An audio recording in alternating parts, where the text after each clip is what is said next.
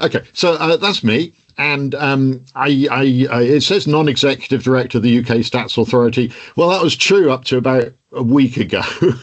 I'd done my 6-year sentence as a non-exec, and now I've finally come off it, which is, in many ways, I regret it because it's wonderful colleagues, fantastic work, really interesting. But I do carry on as an independent member of the Regulation Committee, and as you'll tell as I go through my talk, I am really interested in the work of the Office for Stats Regulation and the promotion of good practice in communication. So which is what you're going to hear about. Okay, so me, I used to do difficult stuff, difficult statistician, working in AI and uncertainty 40 years ago, for heaven's sakes, and Bayesian methods in clinical trials and computation.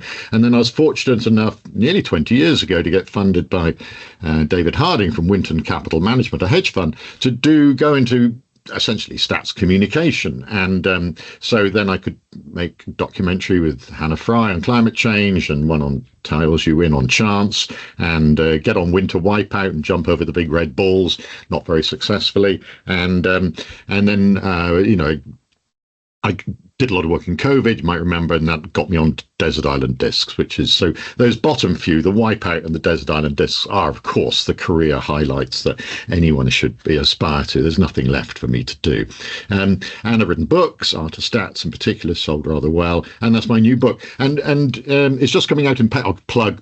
Honestly, I can't resist it. I've got an audience, so of course I'm going to plug it. And it's coming out in paperback next month in June. That's not bad, actually. It's got a lot of stuff, and it's got all of that stuff in it. Everything I was interested in, I could put in, is what you do. When you've written one successful book, they allow you to be quite indulgent on the next one. So I put in everything I'm interested in. And I'm going to cover a number of those ideas today. So the first thing in the book I talk about is what is uncertainty. And I stole this definition, the conscious awareness of ignorance, which makes it very clear that this is that it's to do with what we don't know, because we're ignorant about the future, ignorant about the present, the past, or why things happened. And it's actually a relationship between a subject, you or me or something like that, and something we're uncertain about. It's very personal. It's a personal. Maybe, in the world, there may be no uncertainty at all. Maybe it's all deterministic. I haven't got a clue and I don't care. But the crucial thing is that I don't know. And so, and broadly speaking, I think it's quite useful to distinguish very broad ideas of uncertainty about what we can't know, chance, the future, what's called aleatory uncertainty, real sort of, luck, fortune, etc., and epistemic uncertainty, what we don't know. Because what's very interesting, particularly, for example, interesting, the analysis function will be concerned if you're doing statistics for what has been the migration and so on, then that's all epistemic uncertainty. If you're doing predictions about what the population will be or about what's going to happen in the future, a lot of that's aleatory uncertainty. You just can't know what's going to happen. Whereas for migration, if we really knew exactly what was happening, we could actually know what the answer was. And the way I often describe that is by flipping a coin, and with a live audience, I'd say, well, I'm going to flip it. What's the probability this will be heads? And I hear, and you don't have to say anything, people very quickly say 50-50, and that's the aleatory uncertainty. And then I flip it, boom, and cover it up and ask, okay, what's your probability now that this is heads, while taking a look at it? And it's quite clear that epistemic uncertainty, what we don't know, is very personal. Mine is different from yours. And so I think that's quite useful to distinguish just broadly, what are we dealing with? Are we dealing with what we don't know or what we can't know? I always emphasize, you've been assessing probabilities, and when I asked you about your probability, people usually grudgingly come up with 50-50, a bit slow and a bit I suppose it's still 50-50 when I look at it. And then I say, well, just have a look at the coin. I don't know if you can see it, but that is a beautiful £2 coin with 2 queens' heads on it. Illegal, but very nicely made. And so the point about that is that even your first 50-50 about before I flipped the coin, you were so confident about, you were wrong. You were wrong. You trusted me. Oh, poor. Very rash, very rash. That's supposed to illustrate the final point, is that when we do use probabilities, and I'm going to be emphasizing the use of probabilities, it's always constructed on the basis of assumptions and judgments and our current knowledge. None of it's true. It's always based on what we assume. Okay, so why might it be better to use numbers to communicate uncertainty? Why can't we just, in everyday life, we say this could happen, this might happen, etc., etc. Why can that be dangerous? And in the book, I go back to this famous example of the Bay of Pigs in 1959. Castro took over Cuba. CIA planned an invasion by 1,500 Cuban exiles in the Bay of Pigs. Didn't tell the US Army or anybody. And when Kennedy became president, he didn't find out about it until he became president. And he wasn't sure about this at all. So he commissioned the Joint Chiefs of Staff on a report, and they didn't think it was a very good idea. They actually thought amongst themselves about only 70% chance of 30% chance of success, 70% chance of failure. That's what they thought. But for reasons that they deeply regretted afterwards, those numbers were replaced in the report that went to Kennedy by a phrase, a fair chance of success. They meant not very good. That's not what I would have said if I was thinking not very good. And Kennedy approved the invasion, and it was a total fiasco. There's Castro jumping off the tank. They were all killed or captured. It's an absolute mess, and pushed Russia and America closer and closer to a nuclear war. So this was a disaster. Now, this has been learnt by the intelligence community that words are easily misunderstood. So it's best to at least roughly define words. So for the UK intelligence services, when you say likely, you must mean between 55 and 75% probability. And the reason I know this is that I gave a talk to MI5, and all I got was this lousy mug. Actually, it's a lovely mug. This is actually a JTAC mug, the Joint Terrorism Analysis Centre mug. And this gives the scale, the approved probability scale for events. So that, and we see there rather nicely, because if your coffee cup is 30% empty, you are unlikely to need a refill. It's between 25 and 35%. So if they had had this scale available in 1961, they would have been forced to say it's unlikely to succeed.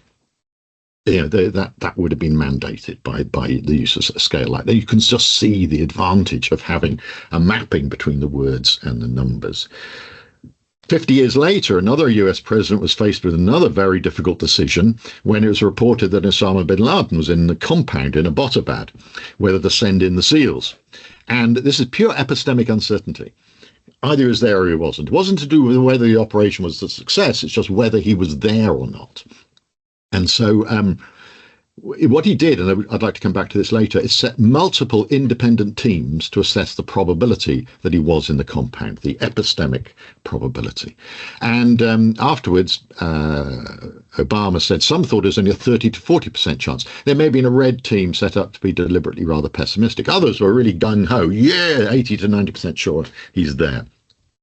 And the long discussion, and Obama said basically 50-50. And I hope he didn't say that just because, oh, well, either he's there or he isn't. No, I don't think I think he was more sophisticated than that. But it was really finely balanced. They approved the raid, and it was a success.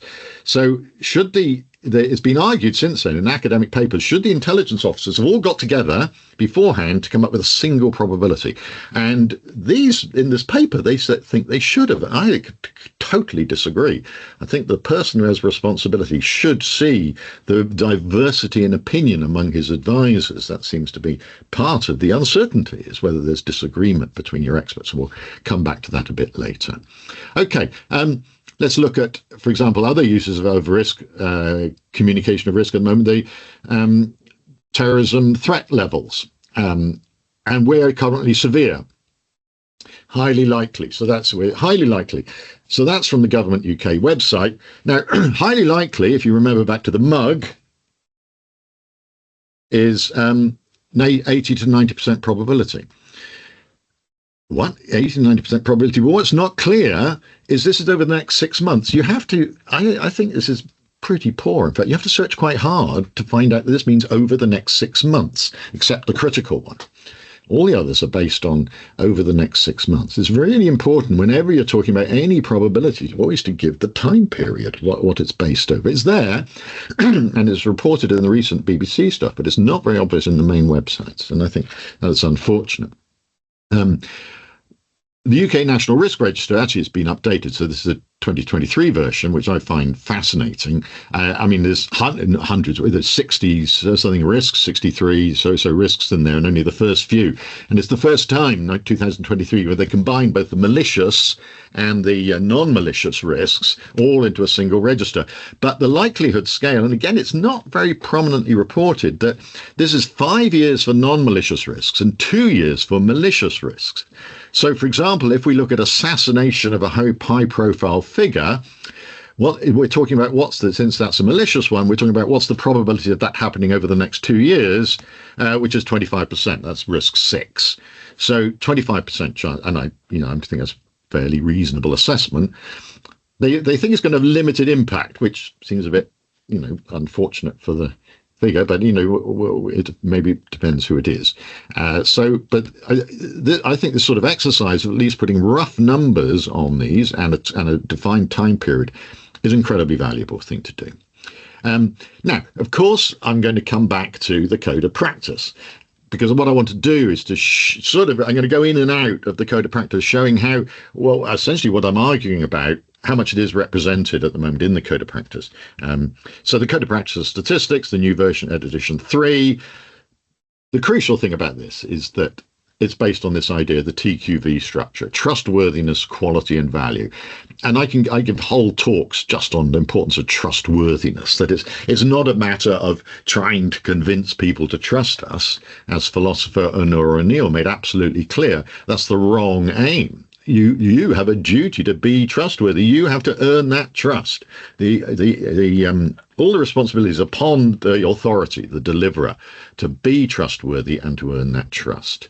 Now, in 2020, during the pandemic, because there was a lot of untrustworthy communication going on from all sides, a group of us at the Winton Centre, psychologists, communication professionals, and so on, developed we tried to boil it down to some points that we thought were the absolutely crucial elements in trustworthy communication that we were looking for. And the first, which is the overriding one, I think, is that you're trying to inform rather than persuade people, that you're actually trying to improve their understanding, raise the level of debate, empower people to make decisions that fit more with their values, rather than trying to persuade them to do something or think something or whatever. First thing to look for. Second, balance, not a false balance. Climate change, yes, no, but to look at all sides of the argument. Be upfront about uncertainties, and to be clear about the quality of the evidence. And I think we distinguish those, and we'll see those being distinguished later on. And the fifth one, which has become increasingly important, largely driven by Sander van der Linden, who's worked on this as a research psychologist, the idea of pre-bunking misinformation. It had been shown that one of the most effective counter to misinformation is to say it first. To be really clear, this does not mean X. People will say that, make this claim. No, this is why it's not true. So you get in there first on the misinformation. You don't wait to be on the back foot. You pre-bunk it. I think that's a brilliant idea, and we can see that happening.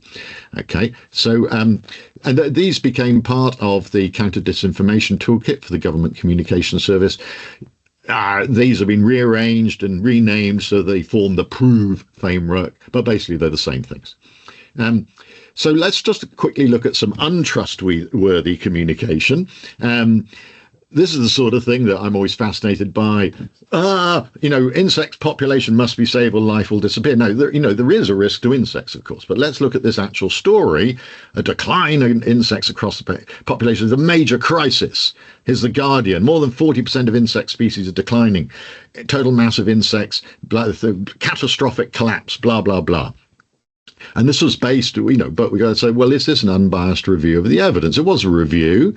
It was no original research. It was a literature review. And being actually, in some ways, good scientists, they reported their search terms. They searched the scientific literature and they reported their search terms. Very good, very transparent. And you could see there that they searched for insects and survey and decline. So they looked for papers that mentioned decline. And guess what? They found a decline. So this is the classic idea of you do research in order to support the decision that's already been made. which I have heard can occasionally happen. There can occasionally be pressure to do this, even within government.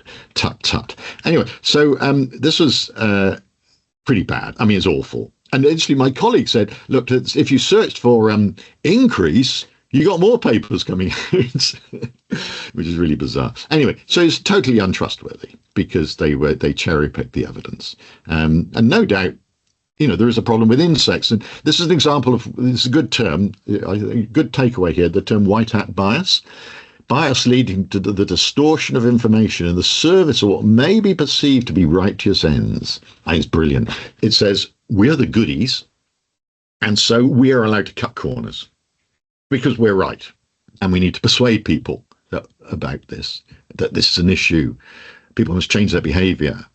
And you see a lot of this in climate. You see a lot of this in other areas as well. And I think it's unfortunate because it is not trustworthy. It is not trustworthy. Why should people trust scientists if their biases are influencing the way they communicate the results? So my personal view is that public policy is political. Politicians need to take responsibility. Research never says what the correct policy should be. You've got to keep them separate from policy advocacy. And I think within the audience, this audience I'm speaking to, I kind of don't feel this is an issue. It is for other audiences I talk to. I get a lot of pushback from this. Okay, back to the code of practice. Yippee! What do they say? Standards for official statistics. I'm not going to go through all this in detail, but one of the things that is part of this modern code, the recent code, is a big emphasis.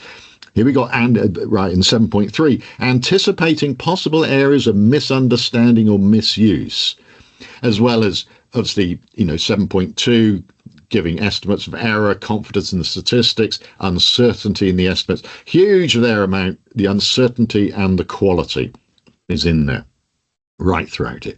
Really excellent stuff. So Ed Humpson, I'm sure many of you were at his talk earlier this month, which he sent me very kindly. And he used this slide, which I thought I put a slightly different title on it. He used just the term pre-bunking. I kind of now prefer preempting misunderstanding. And he used this example for English indices of deprivation, the statistical release in 2025, where it's really clear laid out on the left what you can do with it, and on the right what you can't do with it. I just think this is so good. You try to preempt the misunderstandings. This is what the data can be used for. This is what it can't be used for. This is trying to preempt the misunderstandings. Now, the second part of the new code of practice, I think, is great because it directly addresses, rather than just looking at the producers, it addresses the communicators, the public use of statistics, data, and wider analysis. So anyone who's communicating statistics, and I think, actually, the statistical reports themselves, really are covered by this. And this has got some great stuff. Here we are. Do not use statistics in a misleading way. Don't cherry pick figures. Take figures out of context. Communicate the context and limitations to help people understand. Be clear where they come from. And finally, of course, take proactive steps to prevent or minimize the risk of misinterpretation or misuse. So this is really good. And I must say, this it's sort of close to the stuff we were saying, back during COVID. And I'm more than just delighted to see that now it's part of the official code of practice of stats. Again, one of Ed's slides I've stolen. He brings it down. We've all got our little phrases. Openness and humility. I like that. Pre-bunking, openness about strengths and limitations, openness to users, intelligence, transparency, openness, humility. I like that. I like that as a good ethos to go for. Yeah. So how do you actually do it? Communicating uncertainty. Let's get back to. So I've essentially been argued, yes, you should do it, and prominently. How do you do it? Well, obviously you can. And these are not mutually exclusive. I think you need all of these. But the first thing, of course, you make clear in your language that this is an estimate, approximate. It's going to be around here, roughly. You can use these terms. In fact, we've done some research to show that most readers don't, when you say estimate, don't realize that you're talking about something that is only an estimate. They, it's sort of ignored. They just look at the number. But if the number is sufficiently rounded, it's quite rather clear this is not the exact number. Then, of course, you can use confidence intervals, ghastly p-values. You can put graphs with error bars and so on. I'll come on to this a bit in a moment. You can do multiple analyses showing the sensitivity to assumptions. I think it's rather important. And then the final and the additional caveats and warnings over and above the confidence intervals, the uncertainty that comes from the analysis, the additional caveats and warnings. And I'm going to emphasize that rather a lot. Because can we believe these uncertainty ranges that come from statistical? Can we believe these confidence intervals? This is quite a nice example showing that this is the confidence intervals given for the speed of light over the last 100 years.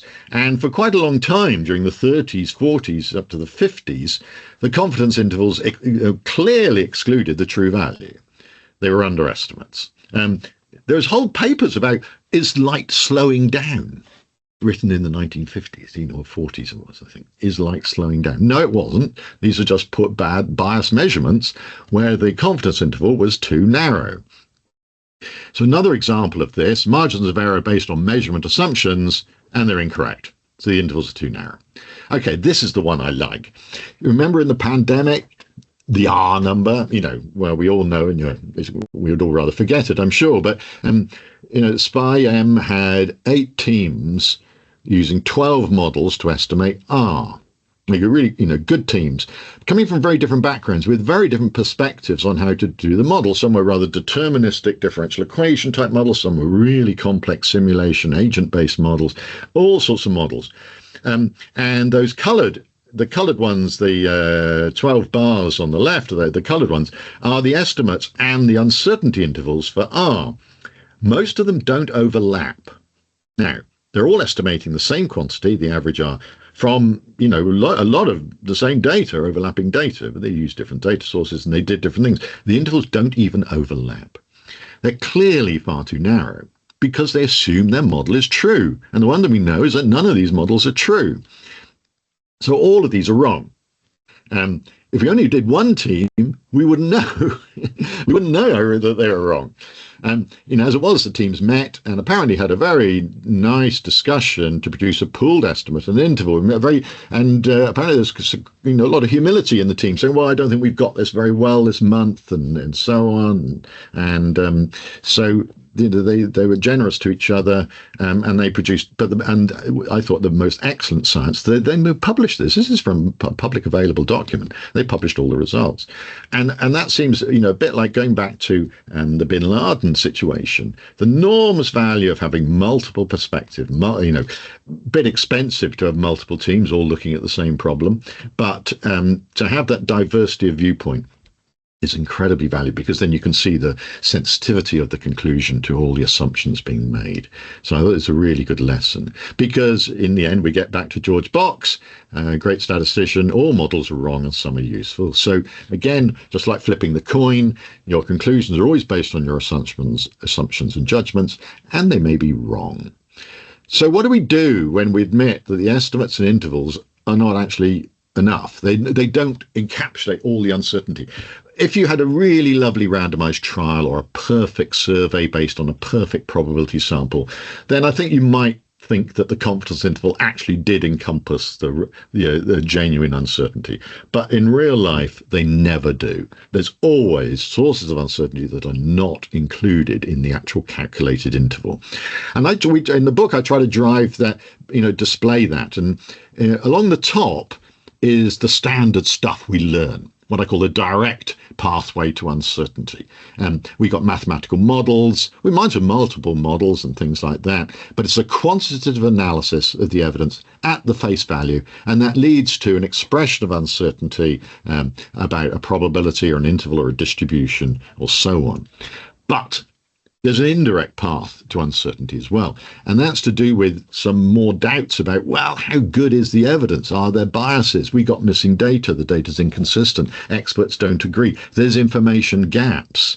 our models aren't very good, frankly. We don't really understand the science. All these sort of underlying, rather qualitative doubts about the quality of the conclusions. And as I'll just describe briefly, in numerous areas, that has led to actual star rating systems for the quality of the evidence, which have been used by different people. I'll just show one in a moment. But and then the difficulty comes then, how do you finally communicate about a claim, the mixture of this quantitative estimate, which is not adequate, and the other forms of uncertainty that you've got. So, and I think that's still an open issue, but I think it's just be really clear that there is how important the indirect uncertainty is. So, for example, was it 2 weeks ago? Long-term international migration figures came out from Mary Gregory's team. First of all, section 2, almost top of the report. With these statistics, you can. With these statistics, you cannot. Really nice. Okay, excellent. Just what we want to see. And then they do some very provisional uncertainty intervals, and then give a lovely warning about you've got to be cautious about using these. They only come from specific components. They do not represent a comprehensive measure of uncertainty and do not account for all potential sources of error and variability. Yippee! Absolutely great. That's what we want to see. We can calculate an interval, but we know it's not right. No, actually, it's always too narrow. They're always too narrow. So, and of course, we can constantly then try to improve those by trying to quantify perhaps the other sources of bias and uncertainty in our modelling process. In climate change, for example, IPCC will then produce, this is looking into the future now. Remember, migration is pure epistemic uncertainty, what has happened. This is the future, so we have real, genuine, aleatory uncertainty. We can't know what's going to happen in the future. And then they produce quantified estimates with quite wide intervals under different scenarios of what the temperature change will be by 2100. And we can see they're covering a broad range from, only, sort of 1.5% increase over the century to, 6, 7, 8% increase, which is going to be not very nice at all. So we're seeing a wide range there. But IPCC really promoted this idea that, first of all, they promoted the idea, just like MI5 and the intelligence services, of having a lookup table between words and outcomes. Their likely is above 66%, whereas the MI5 likely is 55 to 75%. So they don't quite match, but almost. But they also have a confidence lookup measure where they sort of talk about, well, based on how good the evidence is and how much expert agreement that is. And so you can have high confidence if you've got high agreement and robust evidence, and low confidence there. So they have low, medium and high confidence in statements.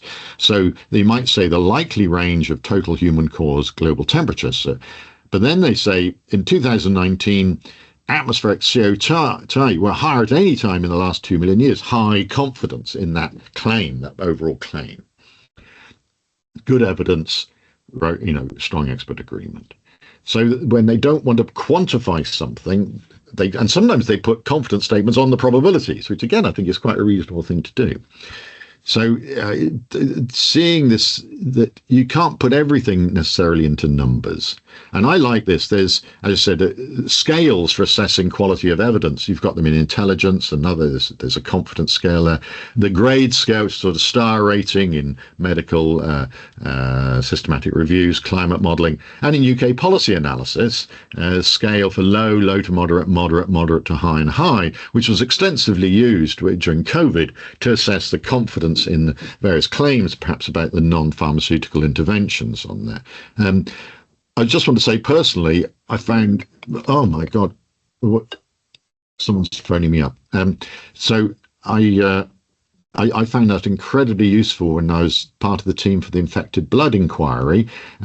We were looking at infected blood products between 1970 and 1991 to people with blood disorders, and we're asked to estimate infections and attributable deaths.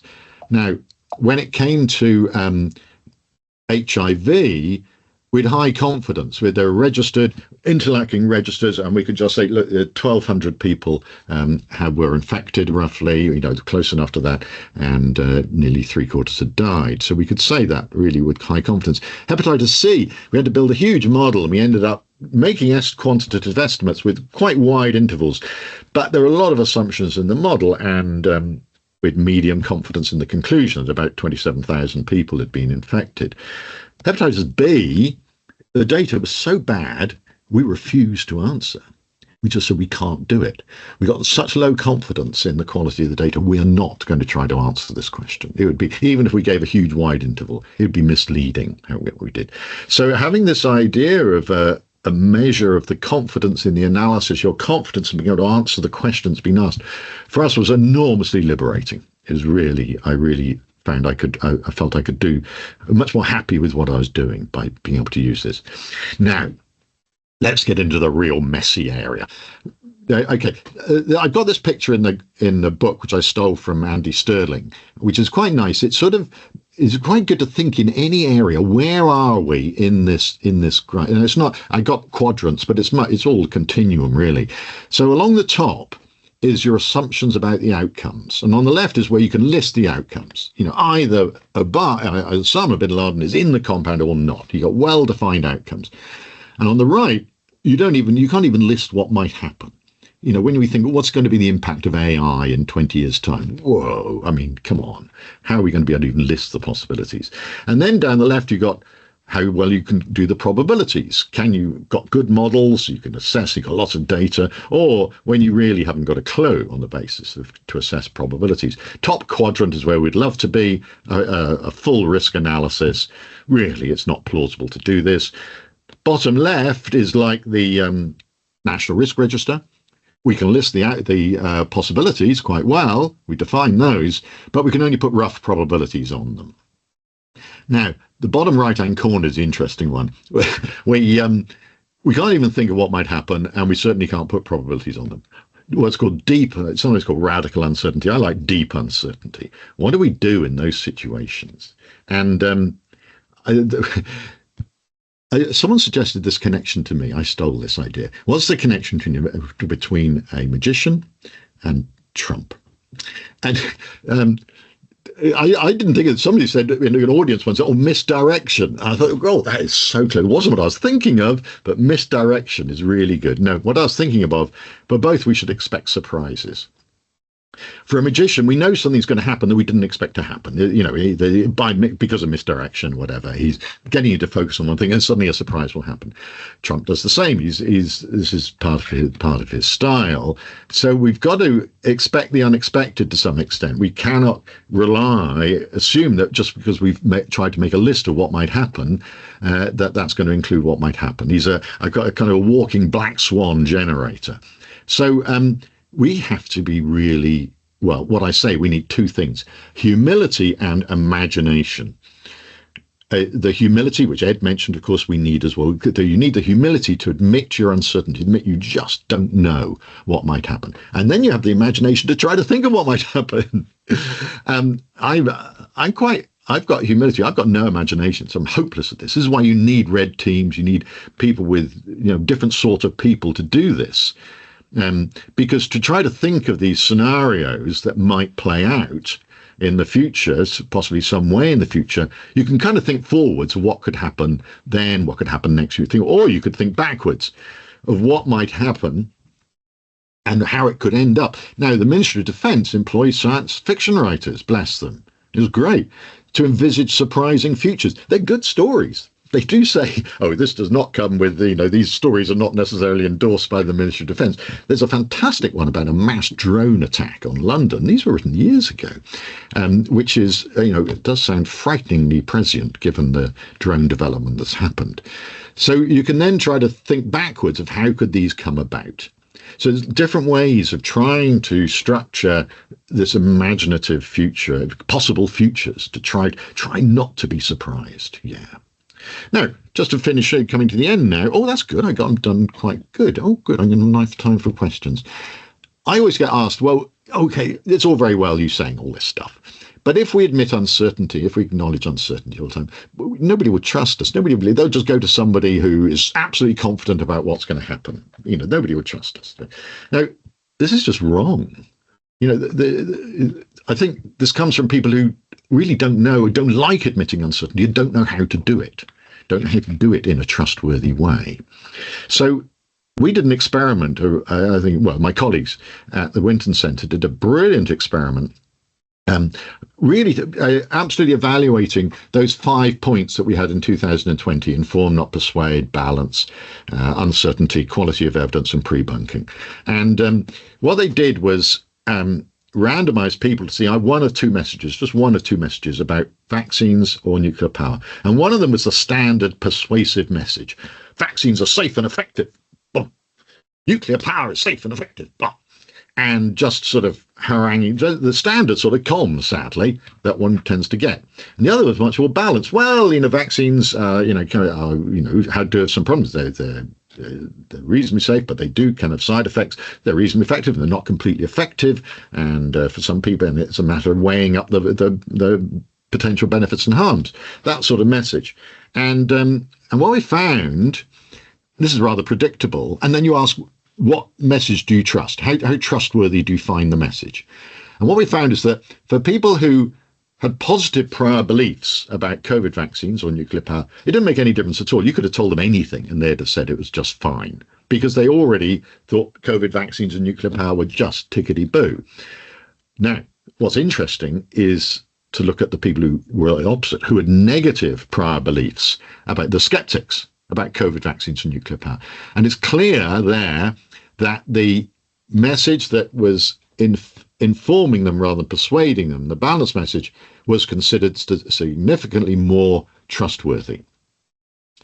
And it's sort of what you'd expect, because finally these people who were very skeptical of vaccines were hearing a message that took their concerns into account, that had listened to them, that took them seriously, instead of just haranguing them. Vaccines are safe and effective. You're stupid, essentially.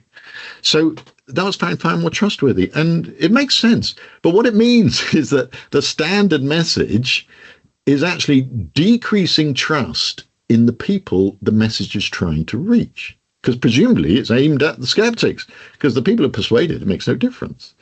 So you make it worse by having these haranguing, paternalistic, simplified, confident messages. Makes it worse. And I really, truly believe that now. And so I just go on and on about this. Balanced, informative communications considered more trustworthy.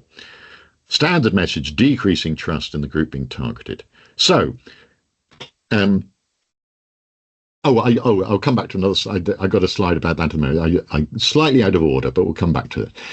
So just really finally, my other hero, apart from Minoru O'Neill and Ed Humphrey, is John Krebs, who was head of the Food Standards Agency at a time of crisis after crisis. He had foot and mouth and BSE, mad cow disease, everything went wrong. And he developed a kind of playbook for communicating in those situations, which I think actually works even not in a crisis. So this is crisis communications, but I think there's a lot to learn from these points in general communication. The first is to say what we know. Section 1, what we know, bam. Section 2, what we don't know. So up front, really up front, what we don't know, the gaps in our knowledge and so on. Section 3, what we're doing to find out. We're doing research, we're blah, blah, blah. We're going to be doing experiments, we're doing this sort of thing. Section 4, what you can do in the meantime to be on the safe side. So this is definitely an advisory situation in a crisis. We're actually giving recommendations for, this is classic right at the beginning of COVID. Right at the beginning. And I was watching Chris Whitty see, is he going to do a Krebs? Is he going to do a Krebs? And he was pretty damn good. He really was. Because these sound all right. It's the final one that's the best. That's the most important one. The advice will change. The provisionality of the advice.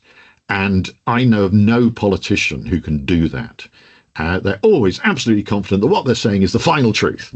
You've got to wash your hands while singing Rule Britannia or Happy Birthday or whatever it is, etc., etc. You've got to wipe these surfaces and stuff. Even though we knew within a few weeks this was pretty much a waste of time, and because it was airborne rather than droplets in COVID. But it couldn't change. For a year, it was a year before the official COVID advice really changed to fresh air, as emphasising that.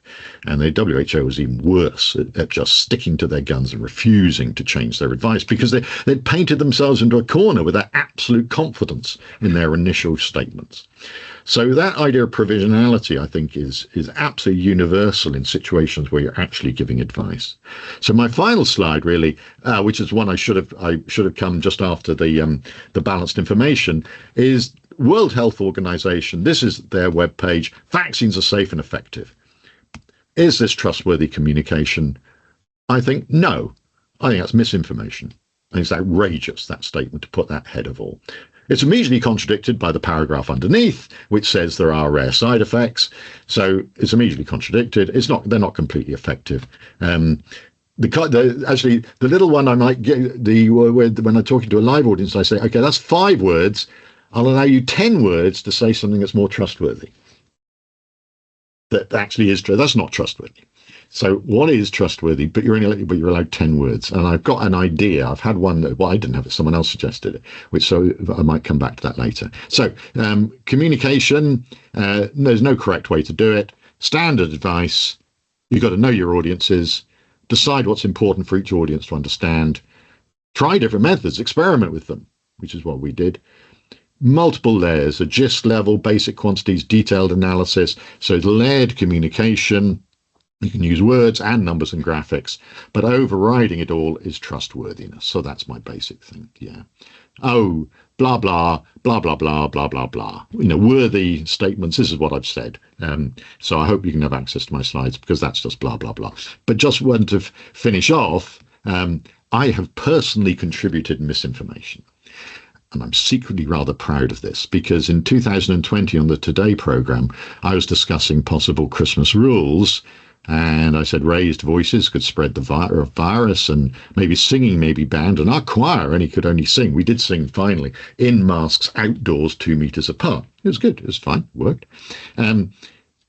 But I then said it might be a good idea to ban family arguments because people shouting at each other over the Christmas table is likely to be a super spreader event. This was a joke. But an hour later, Daily Express, Christmas warning, families could be banned from arguing to prevent COVID spread, according to a leading British statistician. I was so proud. It warmed my heart. I have personally contributed to misinformation. So thank you very much indeed. Thank you so much for that. That was absolutely wonderful. And we've had a lot of questions flowing into the Q&A. Oh my God, there's 660 people. There was 666 for a good while, which I was slightly concerned about. Amazing. Yes. Yeah, it's a matter. Oh wow! I'm glad I didn't realise that when I was talking. I was trying a bit intimidating, right? Easier when it's just a number rather than a sea of faces, I think. Yeah, exactly. Yeah. So if we go to the Q&A, folks, thank you everyone who's been asking questions during that really interesting session. So what we're doing is, even if you haven't asked a question, you can upvote the ones that you want us to ask first. And if you select the filter at the top, you can filter by the most upvoted questions.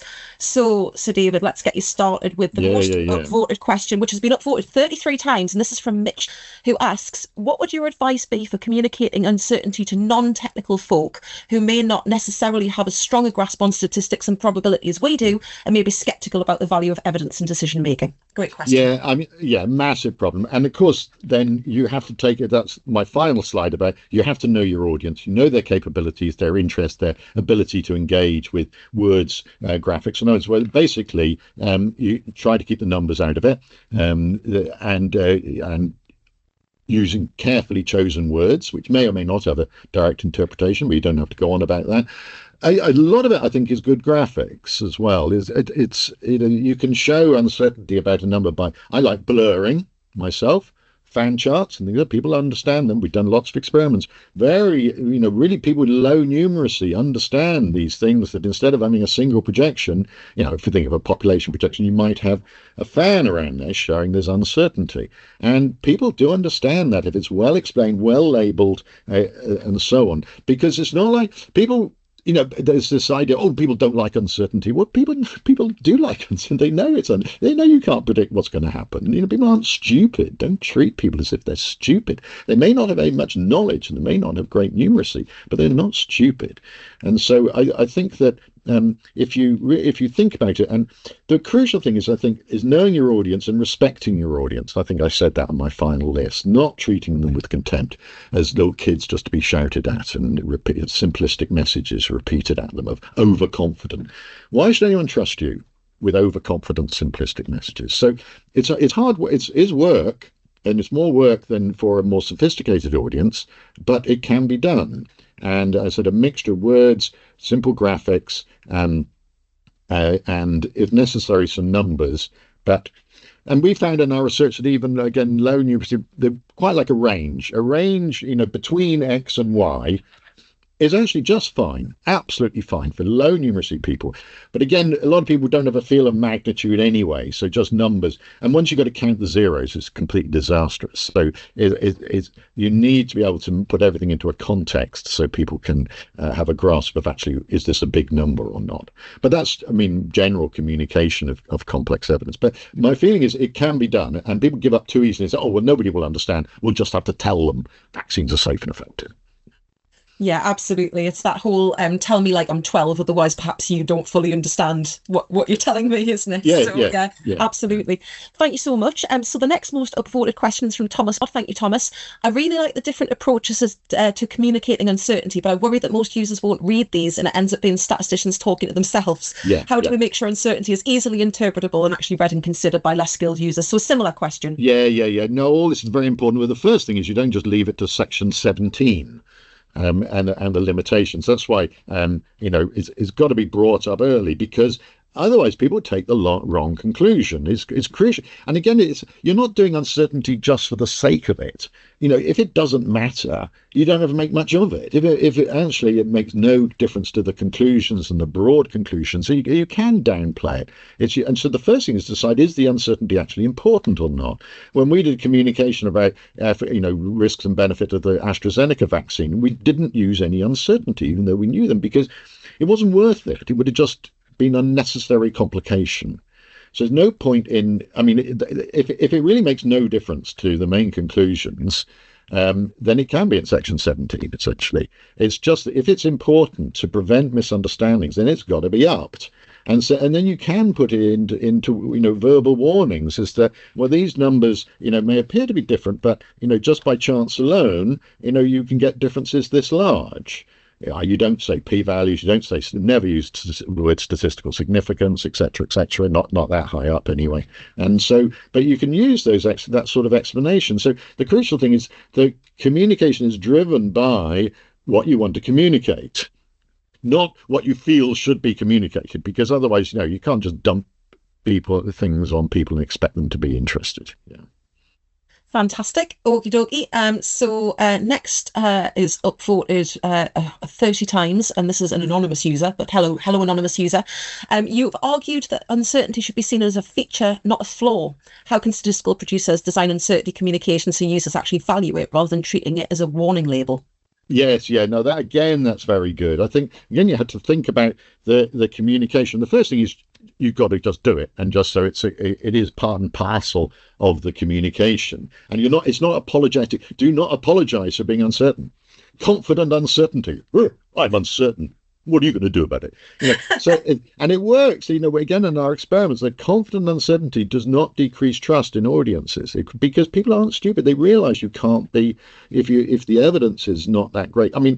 You might be a bit embarrassed if you should be certain. You should have been more confident. In other words, you haven't even counted the stuff. Then reasonably you might be embarrassed about it. But generally, no. It is part and parcel of how things are, and what you're trying to communicate is how things are, and that includes what we don't know as well as what we do know. But again, it's got to be done carefully with concern for the audience, not to and certainly, and not to give the impression of, oh well, oh, your guess is as good as mine. I mean, just because we don't know everything does not we don't know anything, and that's why I like Krebs's order, where you absolutely start with what we do know, bam, bam, bam, really strong conclusion, and then you say what we don't know, or what it would be wrong to conclude from this information. So I think, those, to just have that in the mind all the time about what are we trying to communicate here? Who are we trying to communicate to? What's the message we want people to take away from this? Obviously, that should be an unbiased message. It's not like you're trying to manipulate people into thinking one thing or another, but you want to make sure that the important conclusions from the data are clearly communicated in a non-technical way, so that people take away the right conclusions. And ideally, you would experiment to check that people do. And that's why, people who really work on risk and uncertainty communication say that, there's no correct way of doing it. You've just got to try things and see if they work. But that's, that again is expensive, but it does mean testing out materials to find out what message. I mean, if people take away the message, oh, well, they haven't got a clue, then you haven't done it very well. And if people just take, oh, I can't be bothered to read all this stuff. So I think, it's, for a start, it is a duty to do it. First of all, you just can't not do it. You can't be certain when you're not. That's just, it breaks the code for a start. It just breaks the code. But you have to, it does require more work. It does require more work. It's much easier just to be certain about everything and wrong. That's easy. Anyone could do that. Just be wrong. I mean, Donald Trump does it all the time. So, he gets away with it. But I think that it does require more work and thought, but it is possible to do it. And the main thing is to try to find good examples. That's why I was putting some examples in. I think this repository of good examples is going to grow, and to just learn, and then can be used. Yeah. Absolutely, and that's exactly what we're trying to do. And the analysis function, of course, is trying to gather together all of these. I really like the idea of the analysis function, because what I'm saying, I hope applies. Right, when an amazing group organization things involved here. I think this is pretty generic, what I'm talking about. These ideas are what I'm talking about. Yeah. Absolutely relevant for our audience, though. And I think that people are getting a lot out of this. So the next question is from Andrew. Thank you, Andrew, who asks, how would you recommend balancing usefulness with honesty about uncertainty? I think you've touched on that just there. Yeah. An estimate isn't particularly useful to customers if it comes with a huge confidence interval. Well, that's very good, because then you have to think, this comes back to what I said before, is that, is the uncertainty important? And if there really is a huge uncertainty about something, then you have to be open about it. Okay, my example, which I think there was some poor work, I have to say, by, there's some good work by the modelers during COVID, but there was some poor work. And remember the end of 2021, Omicron was there, 500,000 people a day being infected. And the modelers did some projections for the next year showing, huge numbers of hospitalizations and recommending essentially another lockdown. And the government ignored them. And I think they made a right decision, because in the end they ignored them, and hospitalizations were very low, way below all the projection intervals, that were done. And I thought, and the point is, the projection intervals didn't take into account voluntary changes of behavior. Chris Whitty said, do you want to see your grandmother or go to the office party? And I thought that just brilliant. And people changed their behavior. And there wasn't an explosion in Omicron. Also, Omicron was much weaker than had been modelled, because they were looking more at reasonable worst-case scenarios, and that was disastrous. So, in that case, my feeling is, well, if they'd really expressed the full uncertainty, allowing for people's change of behavior, it would have been a massive interval, from almost nothing to catastrophe. And quite reasonably, the government would have said, well, what's the use of that? And to which the reply would have been, well, yeah, you shouldn't ask me such a daft question. The point is, then we can't do it. This is really uncertain. So I think that having a huge uncertainty interval, it's really, if you do one, it's really important to communicate. That is incredibly useful to people, because it would be so misleading for anyone to think that, oh, we know this, to focus solely on the center of the number. So that's a big interval is exactly where it is most important to be open about the massive uncertainty. Then, I think that's it. Yeah. Fantastic. Thank you so And, much. and I think it is useful for people to know there's big uncertainty, because it means that whatever they do, they have to be cautious. They have to hedge. They've got to be resilient to things that are happening, which are extremes. So it is incredibly useful to know there's a lot of uncertainty. Yeah, absolutely. And then I'll also taking responsibility for one's own actions. Exactly. Absolutely. Yeah. Thank you very much. So the next question, we've got a few minutes left, is from Miriam, who asks, if you had 5 minutes to communicate something to a minister, here we go, what would you prioritise to ensure uncertainty was clear while also getting the point across within your very brief meeting, typically? Yeah, again, if it didn't matter much, I wouldn't hardly mention the uncertainty. I'd just say we're confident. If I had high confidence, looking at my confidence rating, if I had high confidence, I'd just bang on and say, this is our conclusion, and we've done, we've checked, made various assumptions. We've got to come. If, however, you've got medium or even low confidence, it's absolutely essential to say. Again, you don't even have to use many numbers necessarily. We just say the evidence isn't very good. There's conflicting evidence, etc. On this. We don't. There's a lot we just don't know. And then, of course, if you have done some projections under different policies, you could very quickly give the idea, I think, that which policies would be robust to the uncertainty. So again, you're looking for resilient policies that would operate pretty well under a wide range of possibilities that are covered by the uncertainty.